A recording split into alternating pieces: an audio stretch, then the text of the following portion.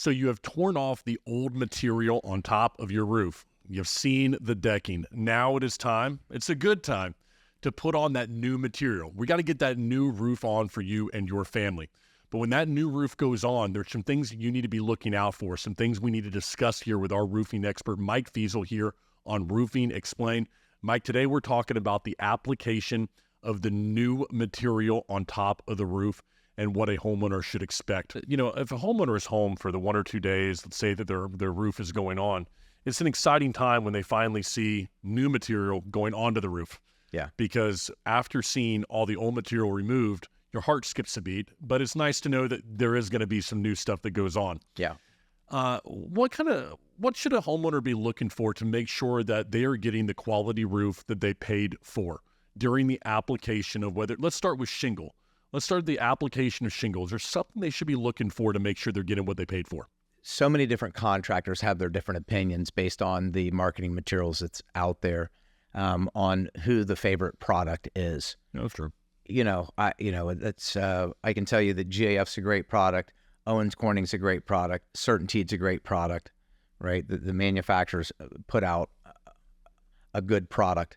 So getting thicker, heavier means more asphalt. More asphalt means longer life, more durable, can stand up to a hailstorm, can stand up to a windstorm. Thicker shingles are class 4 rated, class 4 for hail. Yeah.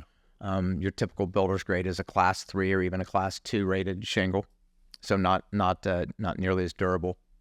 And again, that all boils down to budget.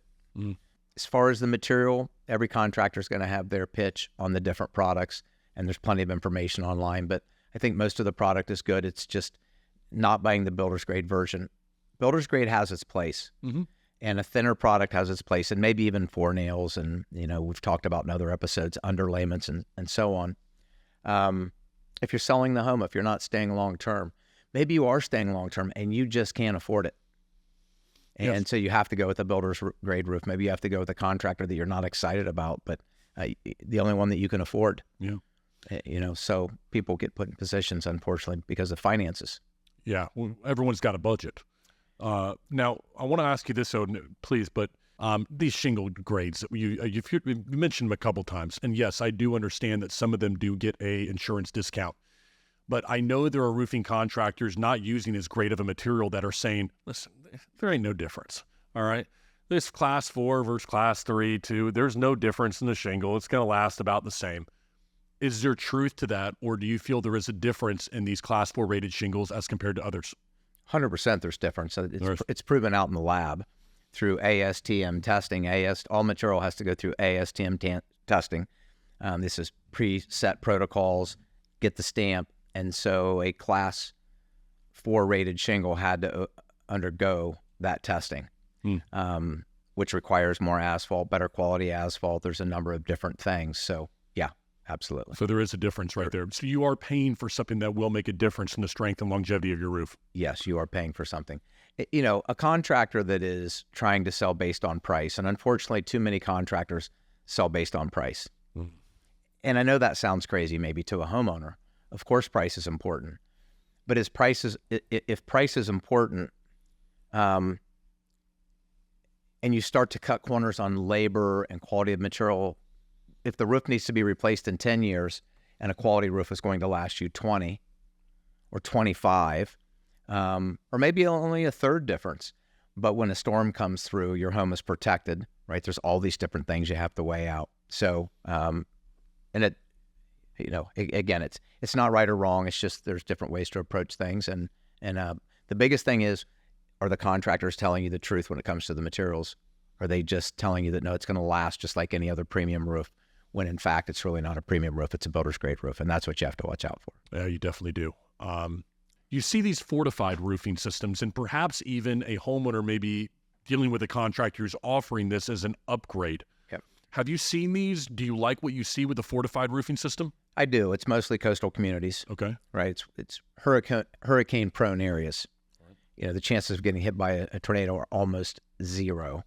The chances of getting hit by a hurricane, if you live in a coastal community like Louisiana, Florida, Carolinas, is almost 100% over a decade or two.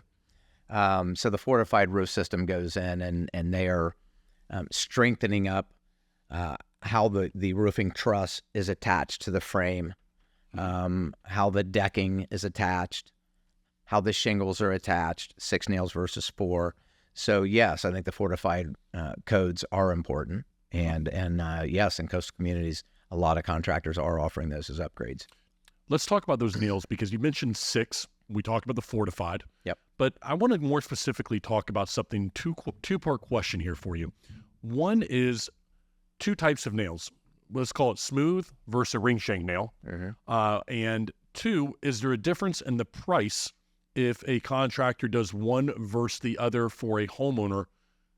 Are they, because I've seen contractors say, big difference in price. Others say, no, not that big of a difference. We just use them because they're stronger. Can you first explain what they are and how that price difference might affect the homeowner? Yeah, ring shank nails are more expensive because a little more difficult to make, and they don't manufacture as many of them because they're not used across the country, primarily here for Florida. And it just has these little ridges, so when it goes down into the wood, the wood swells around those ridges, and it's hard to pull them out. Yeah. So you definitely get more holding power. Installing 6 nails are, in the overall scheme of things, you might have $100 worth more of material, so very minimal. Labor, not much. Doesn't take much longer to pop those 2 extra nails in. The problem is contractors aren't used to doing it, and so that you have to really force it on the labor. Yes. To accept doing that spec. We've been out there on many a job site, you more than me, and sometimes I'll watch these. They're flying through, whipping the shingle around there, pop, pop, pop, and they're just going through this thing. Something to be concerned about because of the speed in which these guys are able to move through the shingles and your roof. That I guess would be question number 1 right there. And then I think the second part of that question is, Mike, in fairness, these homeowners, maybe they can't be home during the time which the roof is being installed. They're not up there on the ladder watching how many nails go into that actual shingle. Yep. How the heck is there any way to verify or check that you are receiving 6 instead of 4 nails, if that's what you want, ring shank instead of smooth shank nails? Yep. I mean, how do you hold people accountable? So these are really 2 separate questions, starting with the labor, but then I think accountability is a second part there. Yeah. As far as the number of nails, you could certainly have your contractor lift up some shingles and take pictures, but they're going to seal down very quickly. The right contractor has a QC department, right? Quality control. Yeah. They're coming out and lifting those shingles and making sure that the nails are on the line. There's a nailing line they have to stay on in the double thickness area, so you have the proper hold. Also, that the nail is not over or under driven. Throughout the day, as the temperature changes, the pressure on that tank needs to be adjusted so that you have the same consistent pressure, and that nail is coming down flush to the shingle, not blow through or not high enough, which eventually, if it's still in the air or raised a little bit and that shingle lays down, eventually that nail will work back through the shingle. So that's just effective quality control, and that is one of the most critical things. Your crews will get away with what they can get away with because they're trying to get the job done. Many crews are paying piecework, so they're getting paid by what they produce. But the counterbalance to that is quality control. Yeah, I don't think there's any excuse now. If you as a homeowner are beginning to receive excuses when it's time to apply the new product, this should be a red flag to stop this immediately. I mean, I'm serious. I mean, yes. Because you need to stop your project and ensure you are getting what you paid for here. Yes. There's too much technology that is available to contractors to not be able to communicate in real time. Transparency. With the homeowner right away. Yes. It's one thing to be promised something, but now is the time we're talking about application here today to make sure the rubber meets the road. And they should be proud of their work and want you to see that. Yeah. Look, to me, if you see it, then you're going to trust me more. If you're going to trust me more, I'm going to get more business from you. You're going to refer me to more friends and family, to the neighbors. Yeah. Right. So transparency, and it's too easy not to be transparent today with technology. Yeah, and I mean, if you're paying for this stuff, whether it be the nails that we've talked about, underlayment in previous episodes, we're talking about this stuff, your premium shingles. If you're paying for these things, then make sure that you are receiving them, because you're going to want, as you said, that peace of mind when that storm does roll through, of knowing that, hey, you know what? I know I have the strongest roofing system available because that's what I paid for. Or, hey, I know what I have on my roof because that's what I could afford. I'm not going to try to pretend to understand somebody's peace of mind or where they're at in their life. Yeah. But get exactly what you paid for from your contractor.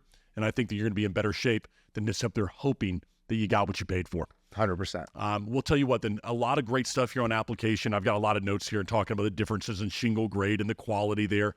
We'll see you next time here on Roofing Explained with our good friend, our roofing expert, Mr. Mike Feazel.